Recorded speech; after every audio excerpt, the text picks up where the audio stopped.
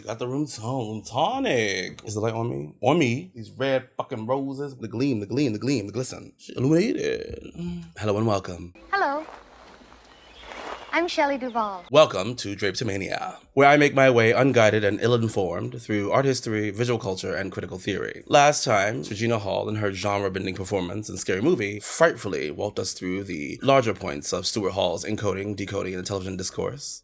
My girlfriend already seen the movie. She said they don't even stay together in the end. And then focus on the ways that 90s attitudes toward welfare reform and race, if not informed, at least aligned with the daytime television paternity test segment. The major problem with welfare is the increase in illegitimacy in this country. And then, through the rise and fall of Ken Bone, we watched how the structure of tabloid television aligns with the democratic spirit of the American town hall, somewhat clumsily leveraging it for audience engagement. How do you know? How do you know? Because what? And in this section, we'll focus on the misalignments of the encoding process, specifically how the raw reality of daytime melodrama misaligns with the tropes and stylizations that constitute genre more generally. Unsurprisingly, like in the last video, we'll look at the children's western and its effect on the children watching it. But to usher in the first of today's mini misalignments, we'll take a look at 1969's dance musical, Sweet Charity.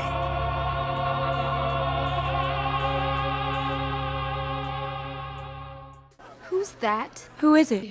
Who can she be? Who is it? Who is it? Who is it? Who is it? Who is it? Who is it? It's me. It's me. It's me, it's me, it's me. This place sure is crawling with celebrities. I'm the only person here I never heard of. Like and subscribe. But yes, it is me. And inasmuch as I'm new to the YouTube game, there are some things I'm discovering. While I originally expected this series to take place in 3 videos, analytics heavily imply that I should significantly shorten these videos. And so I'm trying out the 15-minute fantasy, and this video covering Stuart Hall's encoding, decoding is going to take place in 3 parts. If you happen to watch the last video, that was the first in this 3-part series, and this second one will be dealing with the encoding process as it relates to genre. And while conducting divination through analytics is helpful, little is better than your direct engagement with likes, subscribes, and comments to help me make this a better experience for both of us. On top of this, you can join me and my very generous patrons on Patreon, where I post content early, make source documents available, where I can more directly focus on the content of the essay, and posting content that doesn't do too well on YouTube. Damn, this is some scary shit. But outside of my personal experience of being the only one here who no one has ever heard of, this scene encapsulates 2 points central to Hall's understanding of genre: stylization and shared knowledge. It means that a set of extremely tightly coded rules exist, whereby stories with a certain recognizable type, content, and structure can be easily encoded within the Western form. What is more, these rules of encoding were so diffused, so symmetrically shared as between producer and audience, that the message was likely to be decoded in a manner highly symmetrical to that in which it had been encoded. This reciprocity of codes is indeed precisely what is entailed in the notion of stylization or conventionalization, and the presence of such reciprocal codes is, of course, what defines or makes possible the existence of a genre. Without investigating too deeply the body of work that is genre theory, we can see in Hall's description a certain understanding that genre is constituted by the tropes. Photograph something, then the photograph is split up into millions of tiny pieces, and they go whizzing through the air down to your TV set where they're all put together again in the right order.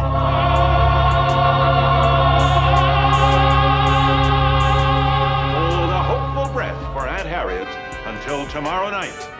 Same bat time, same bat channel. To address the issue of encoding, Hall's essay describes some research into the effects of the children's western on the children who are watching it. Researchers Hilda Himmelweit, among others, have however suggested that the structure of the early TV B-feature genre western was so clear-cut, in its actions so convictualized and stylized, that most children soon learned to recognize and read it like a game, a Cowboys and Engines game, and whether or not it made them violent. It was therefore further hypothesized that westerns with this clarified structure were less likely to trigger an aggressive imitation of violent behavior or other types of aggressive acting out than other types of programs with a high violence ratio, which were not so stylized. So there are 2 things that are important about that quote. One, that the children did not actually end up inventing their own unrelated and unscripted sorts of violences, but that they interpret them as a sort of game, a Cowboys and Engines game, which has its own specific history, and we can talk about the events that produced those categories of people and how the event became a game.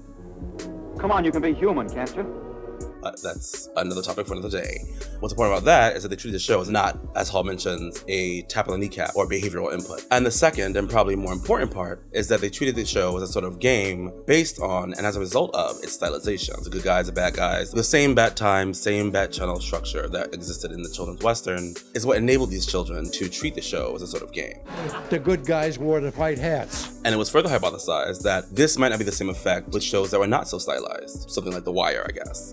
The game is the game. The crux of the issue here is that the stylization of the show affected how the children experienced them. Or in Hall's terms, the encoding process, which created these genre-based conventions, turned the violences into a sort of game. And this might not have happened if it were not for these conventions. Holy murder! Holy homicide! Holy felony! When earlier referring to that in simplistic behaviorism, Hall pretty much succeeds in establishing that that's not how people experience television. If anything, the shows aren't instructing children to be violent, but teaching them messages about violence. Contributing to the delinquency of minors. And beyond that, could likely be seen to be teaching them messages about professionalism and being a certain kind of man. Holy homework. So we can see that one, tabloid television encodes into its structure a certain kind of American political reality. And two, that the encoding process affects how even young children experience television. How can we evaluate the larger-than-life spectacle of the genre with the reality of the content? There's probably no better place to look than in Maury's infamous phobia segments.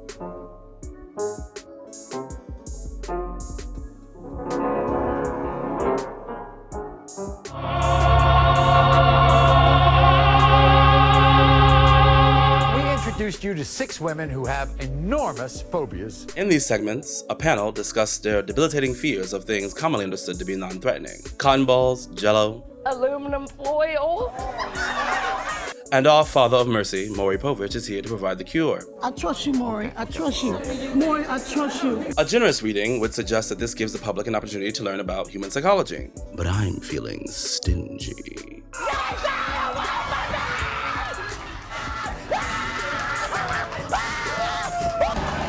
Where'd you go?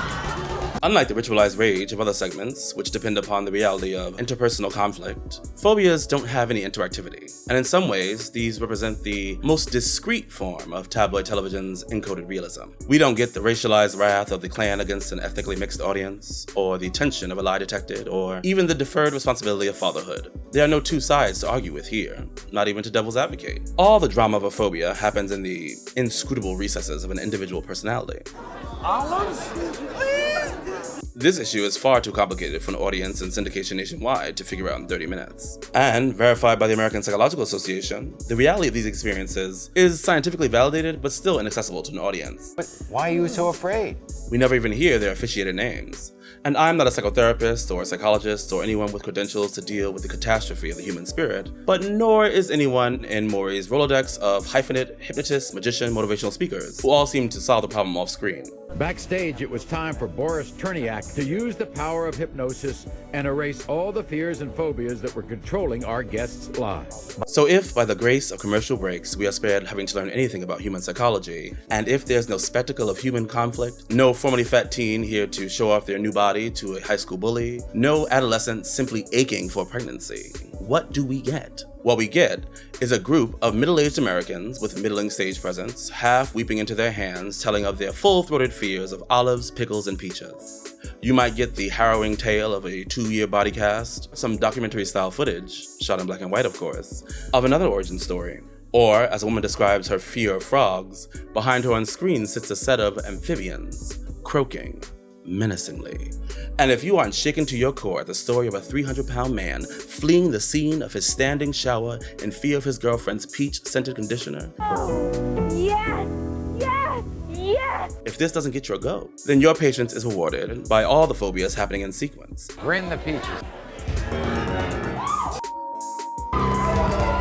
That same man scrambling into the stands away from a group of production interns, wielding wicker baskets full of freshly picked peaches. A woman whose fear of foul causes her to nearly take flight from a man in a full-body, life-size chicken suit. Or my personal favorite, a woman afraid of cotton balls darts across stage as someone dressed in a nearly immobilizing suit of cotton balls lurches in her general direction. Having made her escape backstage, she is then confronted by yet another band of production interns, this time brandishing buckets filled to the brim with the stuff of nightmares. then commercial, then the cure. After reviewing a lot of these videos, that's the structure of it. 1, introduce the phobia, then sentimentally narrate its effects, then 3, terrorize the victims, before finally, after a message from these sponsors, providing the cure. I can tell you all this, and I still can't tell you a single thing about how phobia operates. But I can tell you that if it comes to this genre, it has some spectacular requirements, or rather requirements for spectacle. Everything featured in these phobia segments must be familiar for the realism to be effective. The thing about cotton balls is that they're inconsequential and small. We experience cotton balls as stuffing for plush toys, stripping for nail polish, or the illicit pleasures of earwax removal. Oh, yes! It's their smallness that makes her fear of them so absurd, but it's her intense reaction that almost crushes Maury's fingers. Mary, you won't let go of me! That make it so real. I mean, the Maury show couldn't reasonably threaten her with a mani-pedi, and that's the problem. Oh my...